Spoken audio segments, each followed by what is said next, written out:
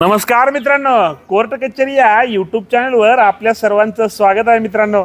तर कोर्ट कचेरी या यूट्यूब चॅनलवर आज एका नवीन विषयासोबत. तर आपला विषय असा असणार आहे मित्रांनो, लिव्ह अँड रिलेशनशिपमध्ये राहणाऱ्या पुरुष व महिला लिव्ह अँड रिलेशनशिपमध्ये राहून त्यांना जर मुलं झाली तर त्या मुलांना कायदेशीर हक्क आहेत का. तर मित्रांनो, बरेच आपल्या देशातील बऱ्याच मोठमोठ्या शहरांमध्ये लिव्ह अँड रिलेशनशिपमध्ये राहण्याचे प्रमाण वाढत आहे मित्रांनो. त्यामध्ये लिव्ह अँड रिलेशनशिपमध्ये राहतात, लिव्ह अँड रिलेशनशिपमध्ये करारपत्र करतात आणि एकत्र नवरा बायकोसारखे एक महिला एक पुरुष राहत असतात.